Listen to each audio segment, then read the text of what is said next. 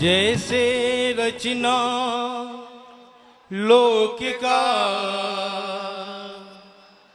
जैसे रचना लोक का, सोचों का विस्तार, एक तो बैठे अंश वंश की पूरा कलिहार। आप लोगों ने चौका आरती का कार्यक्रम देखा। यह चौका आरती सत्पुरुष की पूजा है, जिसे सदगुरु कबीर साहब ने बतलाया है। सत्पुरुष हम परमात्मा को कहते हैं। सत्पुरुष को समझने के लिए उसकी थोड़ी सी व्याख्या, उसकी थोड़ी सी जानकारी, उन शब्दों की रचना कैसे हुई, किस ढंग से हुई, उसका तात्पर्य क्या है, यह समझ लेना जरूरी है। हम लोग सत्पुरुष को कोई व्यक्ति विशेष की तरह मानते हैं। जैसे हम और आप होते हैं, उसी प्रकार से हम सत्पुरुष को भी समझ लेते हैं कि उनका 2 हाथ होंगे, 2 पैर होंगे, एक शरीर होगा और किसी खास स्थान में रहते होंगे। उनको हम सत्पुरुष कहते हैं। सद्गुरु का कहने का तात्पर्य ऐसा नहीं है। व्यक्ति विशेष के रूप में उन्होंने सत्पुरुष को नहीं माना, नहीं समझा, नहीं देखा। सत्पुरुष का सीधा साधा अर्थ होता है, पुरुष कहते हैं, पुर मतलब गांव, पुर मतलब बस्ती, पुर मतलब नगर, सा कहते हैं वह जो नगर में रहता हो, बस्ती में रहता हो, ग्राम में रहता हो, शहर में रहता हो, वह। शहर किसको कहते हैं, गांव किसको कहते हैं, इस शरीर को भी शहर कहा गया है, इस गांव को भी बस्ती कहा गया है, इस गांव को भी नगर कहा गया है, और सारे संसार को भी एक बस्ती कहा गया है, एक नगर कहा गया है, एक ग्राम कहा गया है। वह जो सारे संसार में रहता है, वह जो इस शरीर में रहता है, क्या है, कैसा है, तो सत्य है। तुम्हारे अंदर जो एनर्जी है, तुम्हारे अंदर जो ऊर्जा है, तुम्हारे अंदर जैसे धार्मिक बोलचाल की भाषा में जिसे हम कहते हैं, जीव कहते हैं, आत्मा कहते हैं, और वही सारे संसार में विद्यमान है।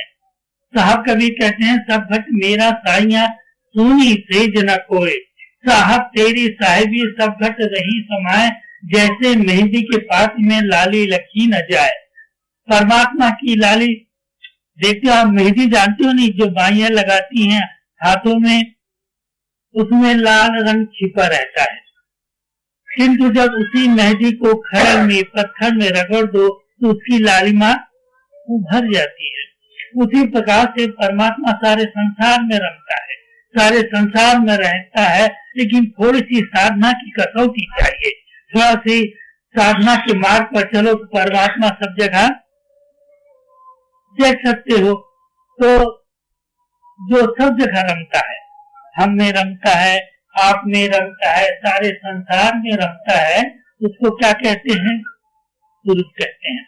वो है कैसा, तो सत्य, सत्य के सिवाय असत्य तो होगा नहीं ना, तो उसको सत्पुरुष कहते हैं। और जहाँ रहता है सत्पुरुष, उसको क्या कहते हैं, सतलोक कहते हैं। और उस पुरुष का नाम क्या हो सकता है, तो सत्य नाम हो सकता है। केवल चौका आरती में देखेंगे आप, जैसे आप कोई दर्शन का विद्यार्थी होगा यहाँ तो जानता होगा, पातंजल योग शास्त्र में योग की रचना है, ऐसे और भी जगह है। तो इस शरीर में चक्रों का वर्णन है, कमलों का वर्णन है। पातंजल योग शास्त्र में कहीं कहीं 6 चक्र हैं, कहीं कहीं 8 चक्र हैं, कहीं और ज्यादा है, कहीं और कम है। और उन चक्रों में, उन कमलों में पापड़ी होती है, कहीं 4 पापड़ी का कमल, कहीं 6 पापड़ी का कमल, कहीं 8 पापड़ी का कमल, कहीं 12 का कमल, कहीं 16 का कमल, कहीं 10 कमल, कहीं 2 पापड़ी कमल। इस प्रकार से हमारे शरीर में कमलों का, चक्रों का वर्णन है योग के अनुसार, योग शास्त्र का अनुसार। उसी प्रकार से चौकर में भी उसका वर्णन होता है, विस्तार होता है। आप लोग देखते होंगे जहाँ आरती जलती है, जहाँ कलश रहता है, जहाँ अमीदल रहता है, जहाँ नारियल रहता है, जहाँ पाखान रखता है नारियल फोड़ने का, जहाँ गद्दी लगती है और बीच में जहाँ प्रसाद रखा जाता है, ये सब कुछ बनाने का एक महत्व है। जो जानते हैं उनके लिए महत्व है, और जो नहीं जानते वो तो ऐसे ही बना के रख देते हैं। ये इसका महत्व है। एक जगह बनाएंगे 4 पापड़ी का कमल, जैसे मूलाधार, इसको हम मूलाधार चक्र कहते हैं। मूलाधार चक्र का बनाएंगे, दूसरा बनाएंगे उससे ज्यादा का, फिर उससे ज्यादा का, और फिर उससे ज्यादा का, और जहाँ नारी ऐसे 4 का, 8 का, 12 का, 16 का, और जहाँ बीच होता है नहीं, जहाँ प्रसाद रखते हैं, जिसको कहते हैं कि हम सतपुरुष का भोग लगाते हैं, वो रहता है सहस्त्र पापड़ी का कमल। देखेंगे आप, जब चौका शुरू होता है तो होता क्या है कि जो गुरु जी होते हैं वो बैठते हैं गद्दी में, तो बजाने वाले घड़ी घंट बजाते हैं ना, कुछ भी, झांझ मजीरा घड़ी घंट, और इधर आरती जलाने वाले क्या करते हैं, आरती जलाते हैं। तो दोनों बातें एक साथ होती हैं, एक तो घड़ी घंट बजता है और दूसरा प्रकाश होता है। इसको योगिक क्रिया में कहते हैं, जब कुंडलनी शक्ति, ये नाभि चक्र के पास कुंडलनी शक्ति होती है, और कुंडलनी शक्ति नीचे की ओर रहती है, लेकिन जब साधक उस पर बल देता है, जोर देता है, तो वही कुंडलनी शक्ति प्राण शक्ति को लेकर ऊपर उठती है। जब ऊपर उठती है तो एक विस्फोट उत्पन्न होता है। तो विस्फोट उत्पन्न होने में होता क्या है कि प्रकाश होता है और अनाहत होता है, दोनों एक साथ होता है। एक तो व्यक्ति को, साधक को प्रकाश का भी अनुभव होता है और नाद का भी अनुभव होता है। उस नाद को हम अनाहत नाद कहते हैं। अनाहत नाद इसलिए कहते हैं कि बिना आहत का। हारमोनियम है, हारमोनियम को आप बजाओ तब बजेगा, तबला है बजाओ तब बजेगा, मजीरा है, सितार है, ढोलक है, जो भी वाद्य है दुनिया के, उसको बजाओगे तब बजेगा। आहत चाहिए, ठोकर चाहिए तब बजेगा। और एक ऐसा भी नाद है जो उसको ठोकर नहीं चाहिए, आहत नहीं चाहिए, इसलिए हम उसको क्या कहते हैं, अनाहत। बिना ठोकर लगे, बिना किसी प्रकार के छेड़छाड़ के, जो हमारे शरीर में घुसता है, उसको हम अनाहत कहते हैं। अनाहत नाद अभी भी गूंज रहा है हमारे शरीर के अंदर, प्रकाश अभी भी है हमारे शरीर के अंदर, लेकिन हम शरीर से जकड़े हुए हैं। देखो आप, प्रकाश है ना, साधारण सा प्रकाश है, 40 वोल्ट का, 60 वोल्ट का, 100 वोल्ट का, इसको तो हम देख लेते हैं भली भांति। और एकाएक हमारे सामने 1000 वोल्ट का ला दिया जाएगा, आंखें बंद हो जाएगी, देख नहीं पाएंगे। या अचानक बिजली चमक जाए तो भी नहीं देख पाएंगे, और बिल्कुल शून्य वोल्ट हो जाए, अंधेरा हो जाए तो भी नहीं देख पाएंगे। तो देखने का एक सीमा होती है कि कौन कितनी सीमा तक हमारा शरीर उसको ग्रहण कर सकता है।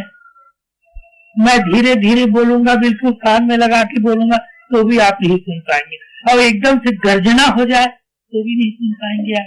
तो एक माध्यम है सुनने का, तो उस माध्यम से ये शरीर सुन भी सकता है और देख भी सकता है। तो प्रकाश और अनाहत ये दोनों एक सीमा से परे है। यदि हम अपने शरीर की सीमा से परे जाते हैं, उठते हैं हम अपने शरीर के बंधन से, तो हमें परमात्मा का प्रकाश भी दिखता है और अनाहत नाद भी सुनाई पड़ता है। तो क्रिया उसी प्रकार से शुरू होती है चौका की। फिर कलश के पास आते हैं, कलश की जोत जलती है। फिर कहाँ आता है? भोग में। नारियल के पास आता है। नारियल जानते हैं आप लोग? नारियल जो होता है उसको गुरुजन लोग बोलते हैं। नारियल होता कैसे है? देखा आपने, ध्यान दिया कभी? हमारा जो चेहरा है नहीं, वैसा ही नारियल होता है। एक नाक होती है और ये दो आंखें होती हैं और उसका मुंह भी होता है। गुरुजन होते हैं वो मुंह के पास हाथ लगा लेते हैं, और ये दो आंख नहीं होती हैं, आंख के पास नारियल की भी एक सीधी रेखा होती है। उस रेखा में जो पाषाण होता है उसमें ठोकर लगाते हैं तो नारियल फूट जाता है। इसका एक अभिप्राय होता है, इसका कारण होता है हमारी दो आंखों के बीच में यहाँ पर, जिसे हम त्रिपुटी कहते हैं, जिसे हम भंवर गुफा का घाट कहते हैं, यहाँ दो पाखड़ी का कमल होता है। और वहाँ देखेंगे जहाँ नारियल रखा हुआ होता है, बिल्कुल दो पाखड़ी का कमल बनाते हैं। बनाने वाले जो जानकार हैं वो दो पाखड़ी का कमल बनाएंगे। तो नारियल फोड़ने का मतलब होता है यहाँ जो दो पाखड़ी के कमल है वहाँ दरवाजा बंद रहता है, द्वार बंद रहता है। तो जो गुरुजन लोग होते हैं ऐसा ठोकर लगाते हैं कि दरवाजा खुल जाए और ये प्राण शक्ति, हमारी ऊर्जा शक्ति पहुंच जाए। नारियल फोड़ने के बाद क्या होता है? सत्पुरुष को भूख लगता है। तो ये जब प्राण शक्ति ऊपर जाती है तो ये ब्रह्मांड में, सिर में, हम कहते हैं कि यहाँ ब्रह्म का आसन है, सत्पुरुष का आसन है, और यहाँ सहस्त्र पाखड़ी का कमल है। जैसे चौका में बीच में जहाँ प्रसाद रखते हैं ना, वहाँ सहस्त्र पाखड़ी का कमल होता है। हालांकि वहाँ सहस्त्र पाखड़ी बनाते नहीं, कौन बनाता है? 1000 पाखड़ी, उतनी जगह नहीं होती, तो कोई 7 पाखड़ी बना देता है। आप जो नहीं जानता वो तो ऐसी कोट उठा के रख देता है, जब छुट्टी मिली तो सहस्त्र पाखड़ी का कमल बनाते हैं। तो यहाँ पर पहुंच जाते हैं, और जब पहुंच जाते हैं उसके बाद क्या होता है? भोग लगने के बाद चौका में बताओ आप, प्रसाद बढ़ता है। प्रसाद बढ़ता है। प्रसाद बांटने का मतलब यही होता है कि जो गुरुजन है, जो वहां पहुंच चुके हैं, वो उसका संदेश, उसकी खबर आप लोगों को देते हैं। प्रसाद वही कहलाता है जो परमात्मा का संदेश हम आप लोगों को देते हैं। इस प्रसाद से कोई मतलब नहीं, ये तो आप जीवन भर खाते आए हो सकता है। और ये नारियल का प्रसाद और ये पान, उससे तो जीवन नहीं बदलता ना। जीवन तो बदलता है जब परमात्मा का संदेश आप सुनते हो, उसको ग्रहण करते हो, तो परमात्मा का को आत्मसात करते हो, तब तो तुम्हारा जीवन बदलेगा। बिना परमात्मा को जाने तो कभी जीवन बदल नहीं पाता, तो वो प्रसाद कहलाता है। तो ये चौका आरती जो है ये आध्यात्मिक पूजा है, ये दिखावटी नहीं है, लेकिन आध्यात्मिक चीज को बताने के लिए कोई बात तो चाहिए ना। ऐसा आध्यात्मिक बात बताएंगे तो कोई समझ नहीं पाएगा, इसलिए चौका की रचना कर देते हैं और उसको समझाते हैं। तो जो सत्पुरुष है, ये सत्पुरुष की पूजा कहलाती है चौका आरती। उस जमाने में जब साहब कभी अभी कलयुग में आए थे भवसागर में, उस जमाने में बहुत से कर्मकांड थे यहाँ, और जहाँ पूजा होती थी, सभी जगह तो नहीं कह सकता मैं, लेकिन अधिकांश जगह हिंसा होती थी। कहीं पूजा में बकरा को मार दिया जाता था, किसी पूजा में सुअर को मार दिया जाता था, इस प्रकार से हिंसा होती थी। साहब कबीर ने सोचा कि इस प्रकार जो हिंसा होती है, ये उचित नहीं है। इसलिए सत्पुरुष की पूजा का एक बताया उन्होंने तरीका, और ये सभी के सभी सात्विक है। यहाँ गुरुजन बैठते हैं, साधु संत बैठते हैं, साहब कबीर के पद को गाया जाता है, और जितने भी मिष्टान है, नारियल है और शक्कर है, जितने भी सात्विक चीज है, उन सभी सात्विक चीजों का यहाँ उपयोग होता है। वो भूटान चीजों का यहाँ उपयोग नहीं। ऐसा तो नहीं होता कि 1 लीटर शराब ले आओ चौका में, ऐसा होता है कि आपके इधर नहीं होता। या किसी जीव की हिंसा कर दो चौका में, ऐसा तो नहीं होता, नहीं होता। पूरा शुरू से आखिर तक, जब से शुरू होता है और अंत तक केवल सात्विक, तो ये सत्पुरुष की पूजा होती है। सत्पुरुष तो साहब कबीर ने कहा कि वो जो परमात्मा है, वो जमाने में होता क्या था, अपने अपने आराधने को लोग एक एक सीमा में बांध दिया करते थे। हिंदू लोग अलग बांध दिया करते थे, मुसलमान लोग अलग बांध दिया करते थे, ईसाई लोग अलग बांध दिया करते थे। तो कबीर ने कहा, सद्गुरु ने कहा कि तुम ऐसा खिलवाड़ क्यों करते हो? वो तो परमात्मा सब जगह व्यापक है, तो उस व्यापक परमात्मा को तुम बांध देते हो। इसलिए साहब कबीर ने कहा, जोड़ खुदाए मस्जिद वसत है, और मुल्क को हेरा तीरथ मूरत राम निवासी, बाहर हो हरि हेरा, पूरब दिशा राम निवासी, पश्चिम अल्लाह मुकामा है, दिल में खोज दिल ही में खोजो रहे राम रहीमा है। उन्होंने दोनों दीनों को, मुसलमानों को भी और हिंदुओं को भी, दोनों को समझाया कि तुम करते क्या हो। अरे भाइयों, तुम्हारा अल्लाह केवल मस्जिद में ही रहता हो तो क्या सारी दुनिया में नहीं रहता? तुम्हारा राम केवल मंदिर में रहता है तो क्या सारी दुनिया में उसकी ठकुराई नहीं, उसकी सत्ता नहीं? तुम्हारा राम केवल पूरब में रहता है और तुम्हारा अल्लाह पश्चिम में रहता है, तो उत्तर दक्षिण में फिर क्या कोई नहीं रहता? यह चारों दिशाओं में कोई नहीं रहता, आकाश में कोई नहीं रहता, पाताल में कोई नहीं रहता, क्या कोई नहीं रहता? साहब कबीर कहते हैं, ऐसी बात नहीं है, परमात्मा तो सब जगह है। फिर तुम अपने आराध्य को, राम को, अल्लाह को तुम एक एक सीमा में बांध के रख देते हो, वो ठीक नहीं है। कबीर कहते हैं, दुर्गुल लोचन देखा हरि बिन और न देखा, मेरा नैन रहे रंग लाई, अब बेघर कभू न जाई, हमारा ब्रह्म राग भागा, जब राम नाम चित लागा।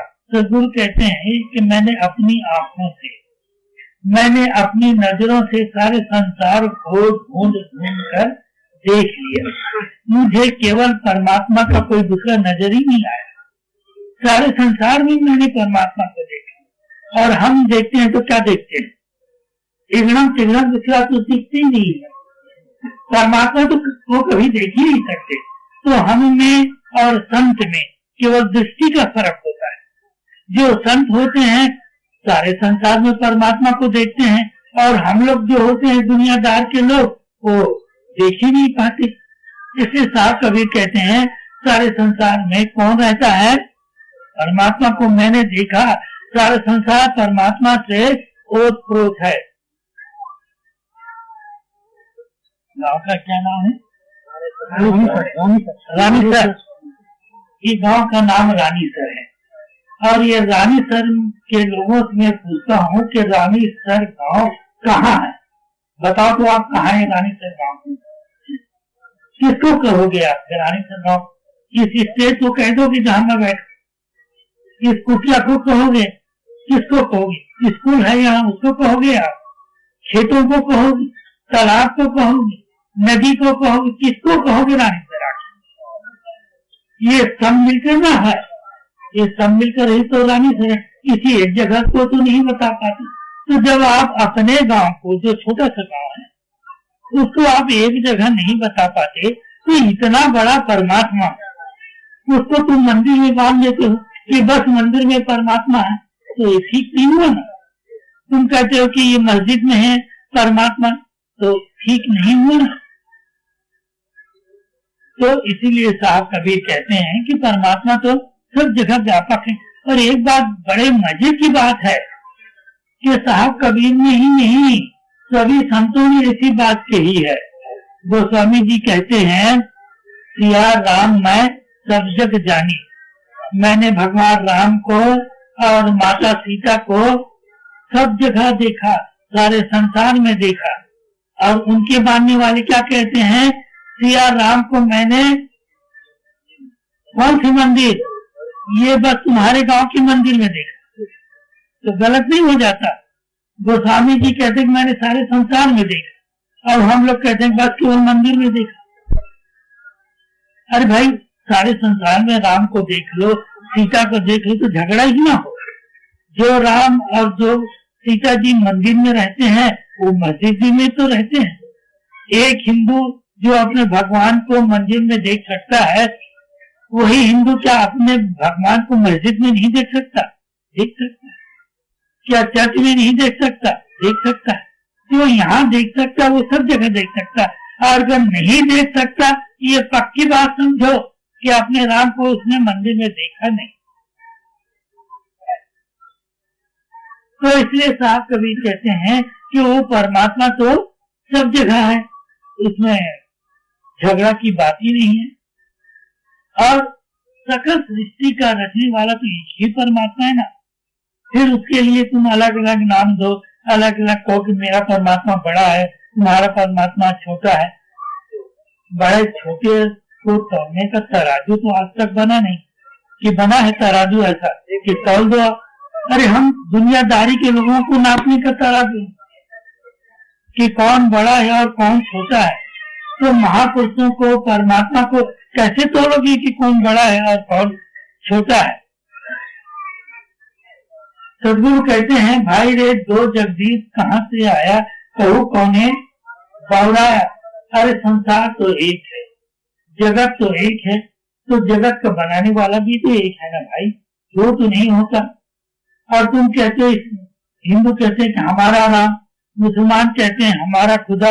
अरे परमात्मा एक है, तुम चाहे राम कहो, चाहे खुदा कहो, चाहे कुछ भी कहो। कबीर कहते हैं, सदगुरु कहते हैं, नदी एक, नदी जानते हो ना, नदी एक घाट बहुतेरे, कहे कबीर बचन की फेरे। नदी तो एक होती है, उसमें अलग अलग घाट बना देते हो। ये भाई पुरुषों का घाट है, ये महिलाओं का घाट है, ये बच्चों का घाट है। घाट बन गया ना अलग अलग, लेकिन उसमें जो पानी बहता है तो एक ही है ना। ऐसा तो नहीं होता कि पुरुषों के घाट में कोई अलग पानी बहता हो और महिलाओं के घाट में कोई अलग पानी बहता हो और बच्चों के घाट में कोई अलग पानी बहता हो, ऐसा तो नहीं है। तुम चाहे राम कहो, अल्लाह कहो, रहीम कहो, खुदा कहो, जो भी कहो, आखिर परमात्मा तो एक ही है ना। और तुम अपने अज्ञान बस दूसरे को गाली दो, तो गाली उसी परमात्मा को पड़ती है ना। जैसे मैं आपके गांव में आया ना, उसी प्रकार से एक गुरु जी एक गांव में गए। गांव में दो भाई थे, जानते हो ना, दो भाई, छोटा भाई बड़ा भाई। तो दोनों भाइयों में जायदाद संपत्ति का बंटवारा हो गया। दोनों आपस में बैठकर बंटवारा कर लिए थे कि ये मकान मेरा है, ये मकान तुम्हारा है, ये जमीन मेरी है, ये जमीन तुम्हारी, दोनों का बंटवारा हो गया। उसी रात को गुरु जी उनके घर में पहुंच गए। उनका स्वागत हुआ, भोजन सत्कार हुआ और गुरु जी आराम से सो गए। दोनों भाइयों ने कहा, देखो भाई, बड़े सौभाग्य की बात है, हमारी संपत्ति का बंटवारा तो हो ही गया, अब आज गुरु जी आ गए हमारे यहाँ, तो अच्छा क्यों ना हो कि गुरु जी का भी बंटवारा हो जाए। दूसरे भाई ने कहा, अच्छा भाई हो जाए बंटवारा, इसमें हमें क्या आपत्ति है। तो गुरु जी का बंटवारा हो गया। दाहिना हिस्सा, शरीर का दाहिना भाग बड़े भाई ने लिया और बायां भाग छोटे भाई ने लिया। और गुरु जी को पता नहीं है कि इस घर में मेरा आज बंटवारा हो रहा है। तो गुरु जी सो रहे हैं, जैसा तो कोई सो नहीं पाता, तो गुरु जी ने करवट बदली। तो ये दाहिना अंग, दाहिना पैर, दाहिना हाथ बाया अंग के ऊपर आ गया। बाया तो सोएंगे तो आ गया। तो छोटे भाई ने देखा, वाह ये तो गजब की बात हो गई, बड़े भाई का गुरुजी मेरे गुरुजी के ऊपर हमला कर दिया, चल बैठो। तो कुल्हाड़ी निकाली और दौड़ के एक कुल्हाड़ी गुरुजी का दाहिना पैर। अब गुरुजी चिल्ला रहे, भाई मुझे मार क्यों रहे हो, मेरी गलती क्या हुई। वैसा चिल्लाते चिल्लाते उन्होंने दूसरी करवट बदली, ये बाया भाग किधर आ गया। तो बड़े भाई ने देखा, ये भी एक गजब की बात है, अब तो ये छोटे भाई का गुरुजी मेरे गुरुजी पर क्या बैठा। तो बड़े भाई ने भी तलवार निकाली और एक तलवार लगाई, ये भी पैर, अब दोनों पैर कट गए, गुरुजी तो दोनों पैर से लंगड़े हो गए। अब चिल्ला रहे, गुरुजी के मार क्यों रहे हो, मैं तो हर साल की तरह तुम्हारे यहाँ आता हूँ, मैंने कोई गलती की नहीं, क्या हो गया भाई। तो भाई ने कहा, आपने गलती नहीं की गुरुजी, आज हमारी संपत्ति का बंटवारा हुआ था और आज आप आ गए तो हमने आपका भी बंटवारा कर लिया, और जब एक अंग दूसरे के ऊपर चढ़ा तो हम बर्दाश्त नहीं कर पाए। सोचो आप, जब बड़ा भाई मारता है गुरुजी को तो मार किसको पड़ती है, गुरुजी को पड़ती है, और छोटा भाई मारता है तब मार किसको पड़ती है, गुरुजी तो एक ही है ना, दो तो नहीं है। तो कोई भी मारता है, बड़ा मारे तो मार गुरुजी को पड़ती है और छोटा मारे तो गुरुजी पड़ती है। दुनिया में परमात्मा एक ही है। यदि हिंदू अल्लाह को गाली देते हैं तो उसी परमात्मा को गाली देते हैं, क्योंकि परमात्मा तो एक ही, दो चार परमात्मा होते तो गाली किसी और को पड़ती थी। और मुसलमान जब हिंदुओं के आराध्य को गाली देते तो गाली केवल एक ही परमात्मा को पड़ती है, दूसरा है कहाँ परमात्मा। तो हम जाने अनजाने में अपने ही परमात्मा को, अपने ही आराध्य को गाली देते चले जाते हैं। ऐसे धार्मिक लोग हैं। अब हम लोगों को धार्मिक कहोगे आप कि अधार्मिक कहोगे, क्या कहोगे बोलो आप ही लोग बोलो ना अपने मुंह से, हम लोग क्या है, अधार्मिक लोग हैं, जो जाने में अनजाने में, चाहे में अनचाहे में हम अपने ही परमात्मा को, अपने ही मालिक को गाली देते चले जा रहे हैं। तो ऐसा नहीं होना चाहिए। कभी कहते तुम ऐसा क्यों करते, तुम जो कुछ भी कहते तुम अपने ही परमात्मा को कहते, ऊंचा नीचा शब्द कहते हो तो अपने ही परमात्मा को कहते हो। तो ये लड़कपन की बात छोड़ दो, तुम दोनों का परमात्मा तो एक ही है, दोनों को बनाने वाला परमात्मा एक ही है, फिर लड़ते क्यों हो आपस में। और सबसे बड़ी बात यह है कि उस समय में जितने भी धर्म के अगुआ लोग थे, ठेकेदार थे, पंडित थे, मौलवी थे, अवधूत थे, सदगुरु से इनकी कभी नहीं बनी।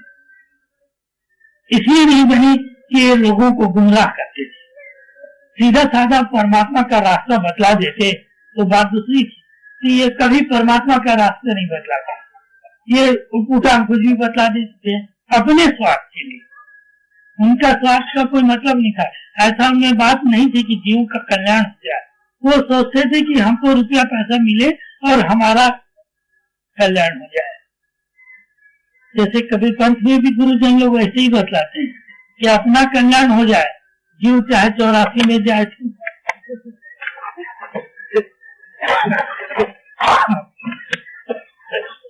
जाए। और कभी कहते हैं कि इस प्रकार से काम नहीं बनेगा। वो जमाने में लोग पंडित कहते थे जाओ तो इसमें स्नान करके आओ, मूर्ति पूजा करो, ऐसा करो वैसा करो। तो कभी कहते हैं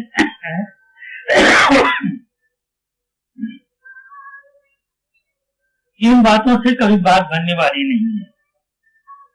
कभी कहते हैं, सदगुरु कहते हैं, तीर्थ में तो पानी है, वो एक कछु नहीं नहाए देखा, प्रतिमा सकल तो जड़ है भाई, बोले नहीं बोलाए देखा, वेद पुराण सब झूठ है, इसमें हमने खोल देखा, अनुभव की बात कहें कभी घट का पर्दा खोल देखा। तीर्थ में तो पानी है, तीर्थ में तो पानी है, तो पानी पानी है। और पंडित जन गुरुजन लोग कहते हैं वहां जाओ स्नान करके आ जाओ तो तुम्हारा कल्याण हो जाएगा। अरे भाई हमारा कल्याण हो जाएगा तो उसमें तो आज से नहीं, हजारों साल से मगर है, मछली है और भी जीव जंतु हैं, तो आज तक तो उनका कल्याण नहीं हुआ, फिर हमारा कैसे कल्याण हो जाएगा। तो तुम जो कहते हो पंडित जी वो तो झूठ कहते हो ना। तो इसीलिए साहब कवि कहते हैं तीरथ में तो पानी है, होए कछु नहीं नहा। देखा मैंने नहाकर देख लिया भाई, उसमें कल्याण उन्यान होता नहीं। प्रतिमा सकल तो जड़ है भाई, बोले नहीं बोला देखा। ये प्रतिमा है, वो सब क्या है? झूठ, बोलने से बोलती नहीं। असली में कवि पंथ जो है वो चेतन का मार्ग है। चेतना की उपासना करो, सत्पुरुष की उपासना करो, सदगुरु की उपासना करो, तब तो। और तुम पत्थर की उपासना करने लगो, तुम फोटो की उपासना करने लगो। आजकल कभी पंथ में भी ये बात चल गई है। लोग जगह जगह मूर्ति रखते हैं, जगह जगह फोटो रखते हैं और उसकी उपासना करते हैं। ये गलत तरीका हो गया। इससे होगा क्या कि तुम जीवन भर अपना वैसे करते रह जाओगे, लेकिन साहब कबीर से कभी भेंट नहीं हो पाएगी। साहब कबीर से भेंट होने का तरीका है, रास्ता है। तुम जान लो तो तुम भेंट कर लो। कबीर कोई आसमान में खड़ी रहते हैं, तुम्हारे पास अभी है, जहाँ बैठे हो वही कबीर है। लेकिन थोड़ा से देखने का तरीका तो मालूम हो जाए, देखने का तरीका हो जाए तो बैठे बैठे देख पाओगे। तो एक तरीका चाहिए, एक रास्ता चाहिए, एक सूझबूझ चाहिए कबीर को जानने के लिए। जान जाओगे, समझ लोगे तो कबीर को देख पाओगे। इसलिए साहब कबीर कहते हैं प्रतिमा सकल तो जड़ है भाई, बोले नहीं बोला देखा। वेद पुराण सब झूठ है, इसमें हमने खोल देखा। अनुभव की बात कहें कभी घट का पर्दा खोल देखा। वेद पुराण का मतलब वेद पुराण ही नहीं, दुनिया के जितने धार्मिक ग्रंथ हैं, शास्त्र हैं, इनमें कुछ रखा नहीं है जैसा हम सोचते। उनमें है केवल एक इशारा, उनमें है केवल एक संकेत। उनमें क्या संकेत है कि भाई चलो वहां चलो, उस धाम में चलो।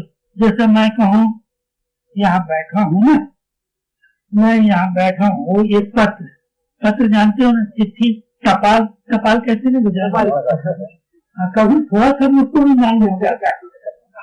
तो एक पत्र मैं अपने वहाँ दामाखेड़ा साधु लोग रहते हैं, एक पत्र दामाखेड़ा में भेज दूं अपने संतों के पास कि रानीसर में एक सभा हो रही है, हम सब लोग बैठे हैं, बड़ा आनंद आ रहा है, बड़ी शांति मिल रही है।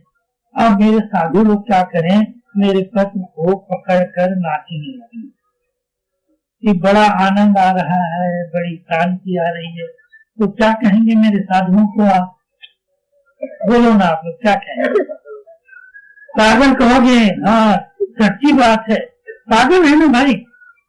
अगर जरा सी भी बुद्धिमानी होती तो मेरे पत्र को फाड़कर फेंक देती, ट्रेन में या बस में बैठ के यहाँ आ जाते और अपनी नजरों से, अपनी आंखों से देख लेते यहाँ सभा लगी है। तब तो उनको आनंद मिलता, तब तो उनको शांति मिलती कि मेरे पत्र में आनंद और शांति है। एक तो खबर है वो कि रानीसर में सभा है, वहाँ आनंद है, वहाँ शांति है।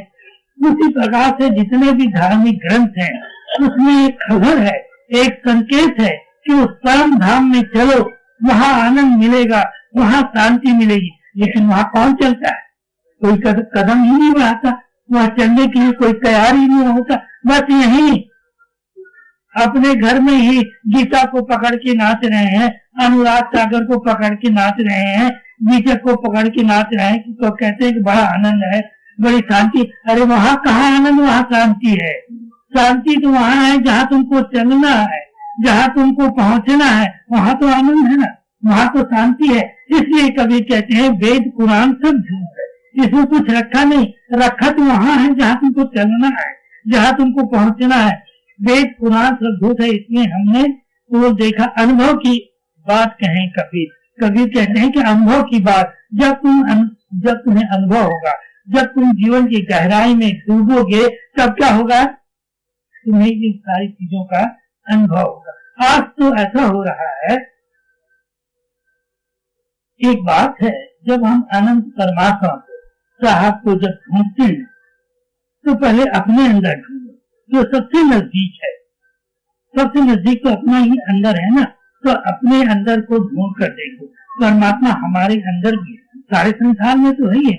जब अपने अंदर परमात्मा को देख लोगे तो सारे संसार में देख लोगे। इसलिए अपने अंदर में सदगुरु कबीर ने धनी धमदास जी साहब को यही समझाया था।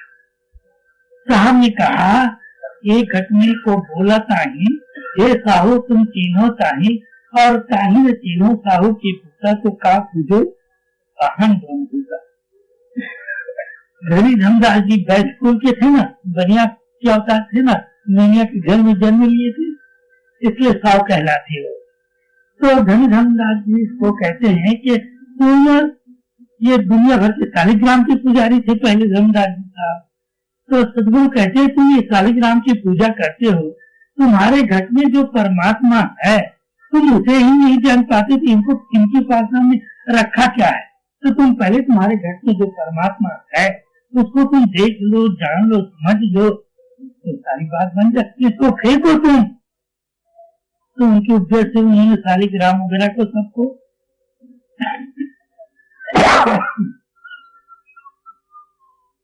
बहा दिया था। उसी प्रकार से जब हम हमारे घर में भी साहब है नहीं है, ऐसा नहीं है। यहाँ हम लोग सब बैठे हैं ना, अब कोई बाहर से आदमी आएगा और कहेगा कि यहाँ जगह नहीं है। यहाँ नहीं है जगह, यहाँ जगह है। हम लोग बैठे हैं इसलिए जगह नहीं है, और हम लोग उठ जाए तब जगह ही जगह है ना। उसी प्रकार से हमारे अंदर काम है, क्रोध है, लोभ है, मोह है, अहंकार है, राग है, द्वेष है, इसलिए हमको परमात्मा का अनुभव नहीं हो सकता। और इन सबको जब हम हटा देते हैं फिर जो शेष रहता है वो परमात्मा तो है। आप वहां भी कुआं खोदते हो ना, कुआं को जानते हो ना, कुआं खोदना। हाँ, तो कुआं खोदते हो, क्या कहते हो, हमको पानी निकालना, तो पानी कोई ढूंढ थोड़ी है जिसको आप ढूंढोगे निकालोगे। पानी तो है ही, चाहे 50 फीट में मिले, 100 फीट में मिले, 1000 फीट में मिले, पानी तो वहाँ है।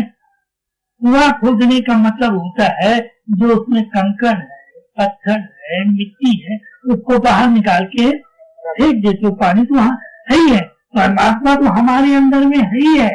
जो बाहर का आवरण है उसको तुम निकाल के फेंक दो, बाहर कर दो, तो सब कुछ हो जाता है। लाली मेरे लाल की जित देखो चित लाल, और लाली देखन मैं गई तो मैं भी हो गई लाल। मेरे लाल क्या, लाली तो सब जगह है, और उस लाली को देखने के लिए जब मैं जाता हूँ तो उसकी लाली में मैं स्वयं रंग जाता हूँ, अनुरंजित हो जाता हूँ। चली जो पुतली मूल की खा सिंधु तो ले, आपन गल पानी भयो तो उलट कहे तो मैं। नमक की पुतली होती है ना, नमक की पुतली सिंधु की गहराई लेने के लिए जाए तो सिंधु की गहराई क्या बतला पाएगी। नमक का तो स्वभाव होता है पानी में घुस जाना, तो नमक की पुतली जाएगी समुद्र में तो घुस जाएगी। उसी प्रकार से जब हम परमात्मा को जानने के लिए जाते हैं तो परमात्मा के साथ मिलकर तो एक हो जाते हैं। उसी बात को कबीर कहते हैं, सदगुरु कहते हैं, हेरत हेरत हे सखी रहा कबीर हेराय, बूंद समानी समुद्र में सो कसेरी जाए।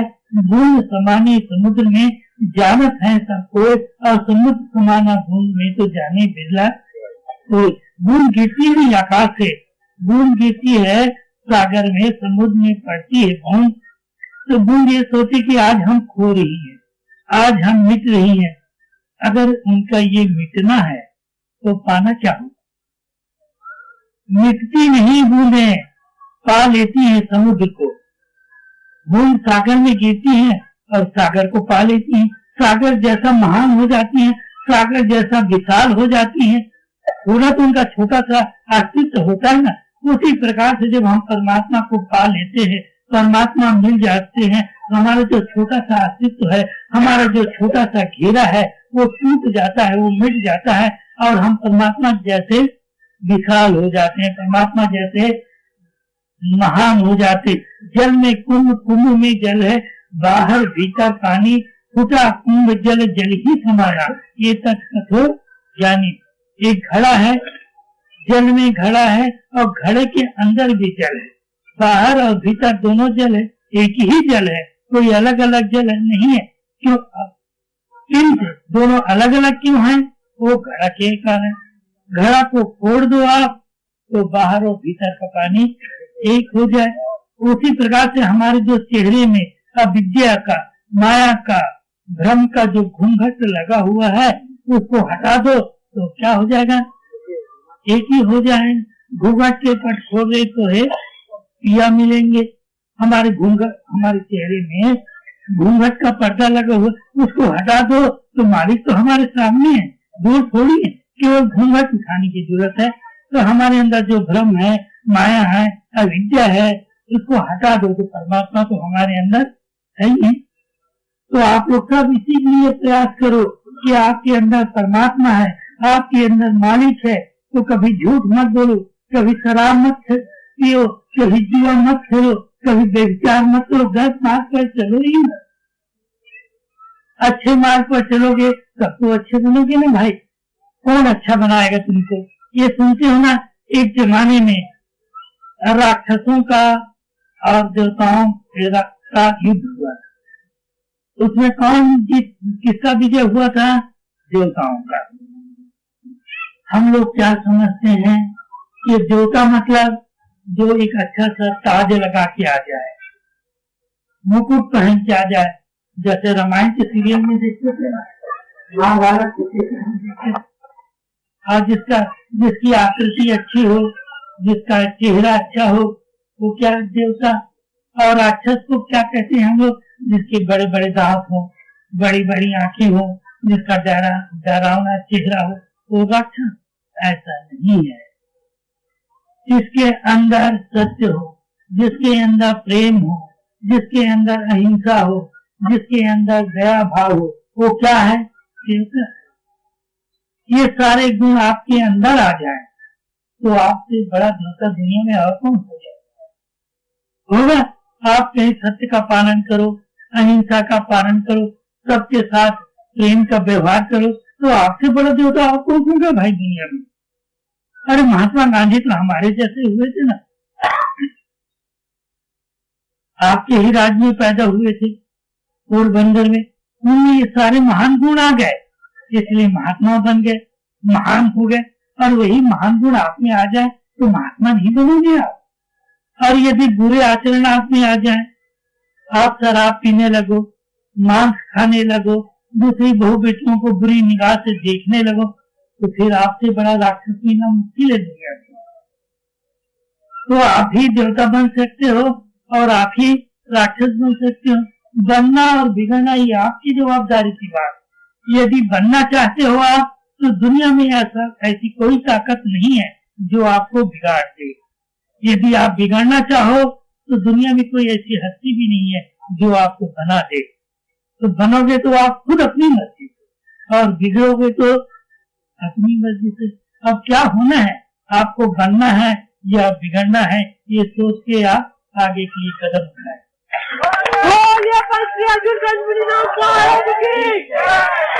प्रकाश